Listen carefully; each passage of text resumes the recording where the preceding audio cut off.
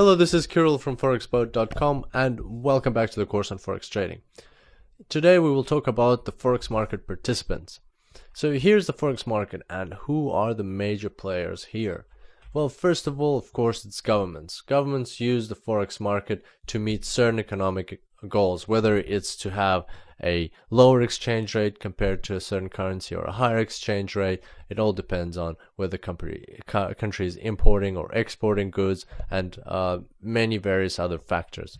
Also, the central bank. In most cases, the central bank is the financial arm of the government, but sometimes the central bank is more independent for some countries, and the central bank also uses the Forex market to move around its reserve of currency and monitor the situation and things like inflation, interest rates, and so on.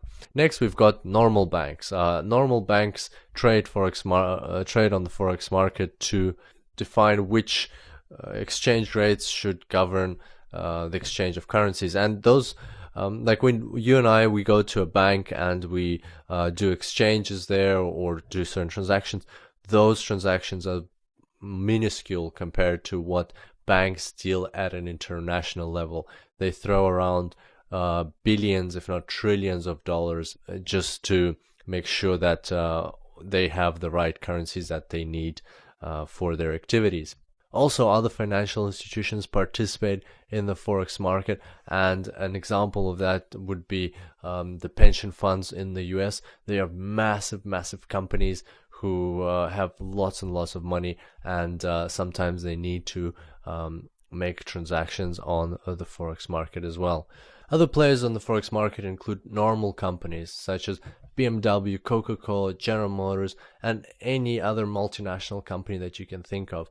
And that's because these companies have operations across the globe, and therefore they are forced to convert currencies all the time in order to pay suppliers, pay employees, and so on. For example, Coca-Cola might be paying some employees that it has somewhere in India and would have to convert dollars into rupees. Or, for instance, BMW might be ordering some parts from Japan, and that way they have to convert euro into yen and pay for those parts. Another good example is when BMW might order the parts from Japan and get them, but they only have to pay for them in 1 year. So in that situation, they have two options. They can either create the product, sell it, and then 1 year later pay for the parts, but then they will have to convert euros into yens 1 year later, and the price of yens might have gone up by then, and that will mean that BMW will lose on this foreign exchange transaction, and this loss will eat into its profits from the normal operations. So in those cases, most companies do something which is called a hedge, and what they do is they instead of waiting 1 year to convert their euros into yens, they will actually create a forward contract with a bank saying that they will need yens in 1 year, and they will create a fix or agree on a fixed price now with that bank, but to buy those yens 1 year from now. That activity is called hedging, and therefore these companies are sometimes referred to as hedgers. So these are instances when they don't need to buy the other currency immediately, but when they will need it later on, and so they're called hedgers because they're hedging themselves or protecting themselves from this foreign exchange risk. And actually a lot of companies across the globe undertake this activity. Another type of major players on the Forex market is hedge funds. Hedge funds are actually funds that are, or organizations that are designed to speculate on the Forex market and bring profits to their investors. So even though they're called hedge funds, they're mostly, now they've kind of developed to become very aggressive and profit seeking. So they take on large funds from investors, and then they try to trade this money on the Forex market to make profits and they earn fees, and plus they earn commissions if they do create profits.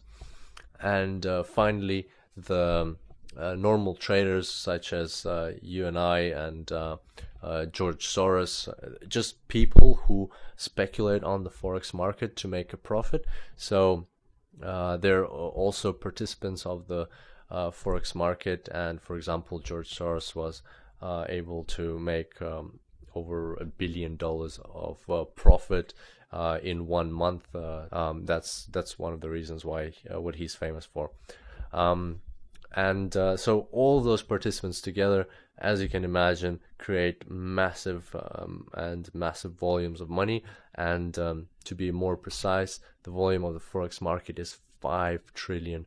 That is 5 and all those zeros behind it, and that is per day. $5 trillion goes through the Forex market. That's an unbelievable amount of money. And just to put that into comparison, the largest stock exchange in the world is the New York Stock Exchange, and the total market capitalization of the New York Stock Exchange, that means if you take all the companies that are listed on the New York Stock Exchange and you put all of their values together, then you will get only $18.7 trillion. And that's the total capitalization of that exchange.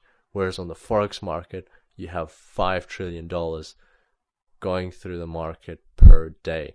And that just shows that the Forex market is by far the biggest financial market in the world. So that sums it up for today. I look forward to seeing you in the next tutorial, and until then, happy trading.